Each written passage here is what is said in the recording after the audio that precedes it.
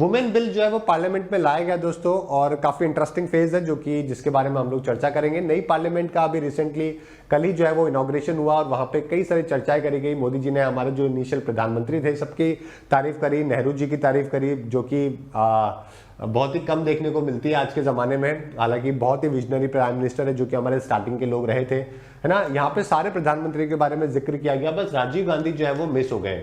इसके अलावा अपोजिशन ने भी जो है यहाँ पे गवर्नमेंट को टारगेट किया। नई पार्लियामेंट बिल्डिंग के अंदर पहला सेशन है जो कि कल करवाया गया था, तो ये ओल्ड थी और यहाँ से नया ट्रांजेक्शन है जो कि यहाँ पे देखने को मिला। मिनिस्टर ऑफ स्टेट ने दोस्तों पहले तो ट्विटर पे कांग्रेचुलेशन कर दिया वुमेन पार्लियामेंट बिल को लेकर, जिसमें महिलाओं को रिजर्वेशन देने की बात करी गई। कितना? 33%। बाद में दोस्तों इस ट्वीट को जो है वो हटा दिया गया। तो एक्चुअली के अंदर अभी हुआ क्या है मैं आपको बता देता हूं कि इस मुद्दे के बारे में है ना पिछले 27 सालों से जो है वो चर्चा चल रही है कि पार्लियामेंट में महिलाओं को 33% रिजर्वेशन है जो कि होना चाहिए ताकि उनका भी रिप्रेजेंटेशन हो सके। जब हमारे देश में 1951 में पहली बार इलेक्शन हुए थे तो 5% दोस्तों महिलाएं थी पार्लियामेंट के अंदर। स्थिति आज भी कुछ ज्यादा बदली नहीं है। आज लोकसभा में 14% है, राज्यसभा में 10% है, एवरेज निकालोगे 12% है।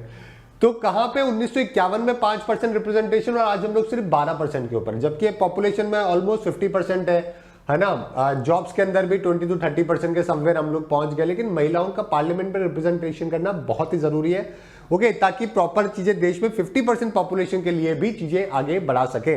तो इसी को जो है वो लाने को लेकर बात करी गई है। हालांकि सरकार ने साफ बोल दिया कि 2024 में तो पॉसिबल नहीं है, लेकिन उसके बाद में 2025 में जब डिलिमिटेशन कमीशन होगा, जब वापस से बाउंड्रीज को लोकसभा राज्यसभा की सीटें बढ़ेगी, बाउंड्रीज को वापस से डिवाइड किया जाएगा अकॉर्डिंग टू द पॉपुलेशन, तो 2028 के इलेक्शन के अंदर ये रिप्रेजेंटेशन है जो कि किया जा सकता है।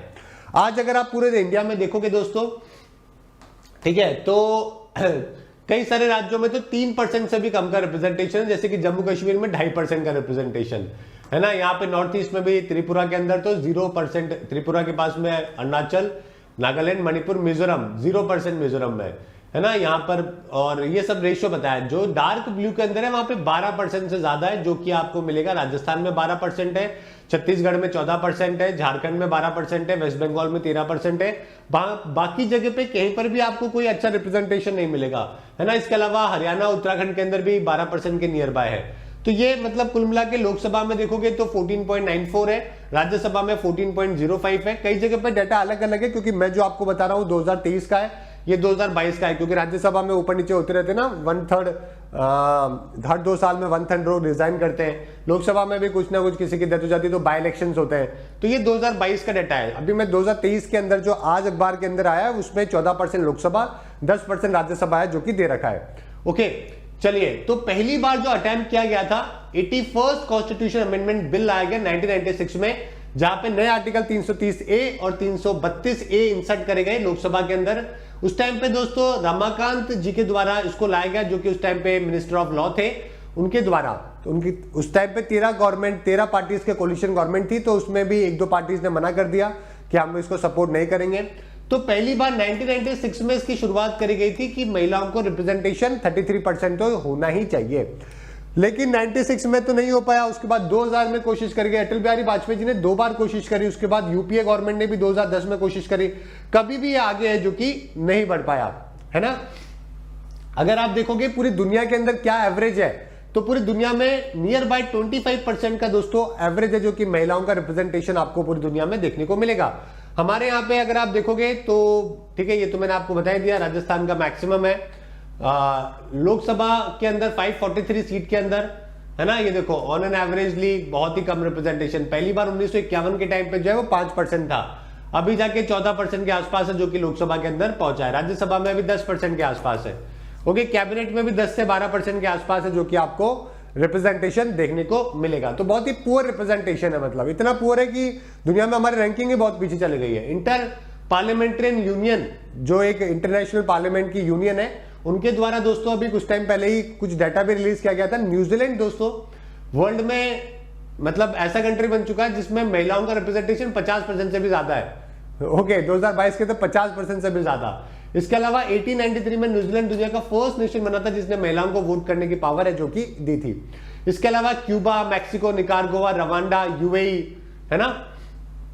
ओके, यहां पर भी जो है रिप्रेजेंटेशन जो है वो काफी ठीक है। इसके अलावा 26% ग्लोबल जो है वो 25 से 26% एवरेज है जो कि देखने को मिलेगा, यानी कि ग्लोबल एवरेज के भी आसपास नहीं है हम लोग, है ना। तो हमें एटलीस्ट 33% तो करना ही चाहिए ताकि हम लोग ग्लोबल एवरेज से थोड़ा तो ऊपर पहुंचे। और क्या होता है कि देखो, जब हर चीज का रिप्रेजेंटेशन इक्वल होता है ना, तो हर डोमेन को फायदा मिलता है सोसाइटी के। समझ गए मेरी बात। अगर आप मान लीजिए पूरी पार्लियामेंट के अंदर आप क्रिकेटर को ही बिठा दोगे, अज्यूम करो क्रिकेटर, तो क्रिकेटर को तो क्रिकेट की बात समझ आती है, वो तो ये कोशिश करेगा कि क्रिकेट ही आगे बढ़े, क्रिकेट ही फ्लॉरिश करे, क्रिकेट ही देश में चले। समझ गए मेरी बात। तो आपको सारे, जैसे कि सारे स्पोर्ट जरूरी है, वैसे ही हर डोमेन भी जरूरी है, हर रिलीजन, हर कास्ट। इंडिया की मजबूती यही है, हमारा आधारभूत यही है। आधार को अगर आप हिलाओगे तो प्रॉब्लम क्रिएट होती है। तो सोसाइटी के हर डोमेन को अगर हमें डेवलपमेंट के पैमाने के ऊपर लेके चलना, तो सबका रिप्रेजेंटेशन जरूरी है। और इनफैक्ट जब हम लोग 50-50 की बात करते हैं, महिला पुरुष की बात करते हैं, तो वहां तो बहुत ही जरूरी बन जाता है ना। चलिए, इंडियन सिनेरियो के अंदर मैंने आपको बता दिया है, और latest election commission of India के डाटा के हिसाब से भी रिप्रेजेंटेशन 14% है लोकसभा के अंदर। चलिए ठीक है, ये तो बात हो चुकी है। आगे बात करते हैं। इकोनॉमिक सर्वे 2018 हुआ, उसके अंदर दोस्तों डेवलपिंग कंट्रीज जैसे कि रवांडा, वो भी 60% वुमेन पार्लियामेंट्री रिप्रेजेंटेशन दोस्तों कर चुका था। 2010 से 2017 के अंदर 1% शेयर जो है वो कम, मतलब लोकसभा के अंदर है, जो कि 1% शेयर है जो कि बड़ा महिलाओं का। 2016 के अंदर अगर टोटल एमएलए के बारे में बात किया जाए तो 9% टोटल एमएलए के अंदर महिलाओं का शेयर है। ओके, चलिए, highest percentage of women legislator आपको बिहार, हरियाणा, राजस्थान, इन्हीं राज्यों में देखने को मिलेंगे। डोमेस्टिक रिस्पॉन्सिबिलिटीज एक बहुत बड़ा कारण है जिसकी वजह से महिलाओं का रिप्रेजेंटेशन कम है। कल्चर एटीट्यूड प्रॉब्लम है सोसाइटी के अंदर, फैमिली का सपोर्ट प्रॉब्लम है ना। इसके अलावा पॉलिटिकल विल तो अपने आप में है ना। स्टीरियोटाइप जो मेंटालिटी होती है कि ये पॉलिटिक्स कैसे कर पाएंगे, दिस एंड दैट। और दुनिया के बहुत देशों में बहुत प्रधानमंत्री हैं, मतलब हम तो इंदिरा गांधी को आज भी जो है पूरा देश है जो कि सैल्यूट करता है उनके रिप्रेजेंटेशन की वजह से, उनके, है ना, जो उनके ब्रेव स्टेप्स थे उस जमाने में, इमरजेंसी को हटा के ठीक है, सारे के सारे बाकी जो काम थे। तो और इसके अलावा भी दुनिया में बहुत लीडर्स है जो कि हम लोग देखते हैं। अभी तो इटली की प्राइम मिनिस्टर बनी हुई है, न्यूजीलैंड के प्राइम मिनिस्टर ने तो आगे से ही अपनी सीट गिव अप कर दी थी, मतलब कि जो मैं कर सकती थी इसके लिए मैंने कर दिया है। अभी स्वीडन के अंदर भी यही हुआ है, मतलब स्वीडन या फिनलैंड में एक प्रधानमंत्री ने, वहां पे महिला प्रधानमंत्री जो कि सिर्फ 34-35 साल की थी, उसने रिजाइन कर दिया ये बोल के कि मैं तो एनजीओ ज्वाइन करूंगी। मतलब प्राइम मिनिस्टरशिप से ही पॉलिटिकल, पहले प्राइम मिनिस्टर थी, बाद में लीडर ऑफ अपोजिशन थी, उसने पूरा अपना करियर ही छोड़ दिया कि मैं तो अब जो है वो एनजीओ के लिए, कॉज के लिए काम करूंगी। तो कंपैरेटिवली थोड़ा मुझे लगता है कि थोड़ा बेटर है, अगर महिलाओं के हाथ में सत्ता होती है तो थोड़ी बेटर है। ओके, चलिए आगे बात करते हैं, नेक्स्ट चलते हैं।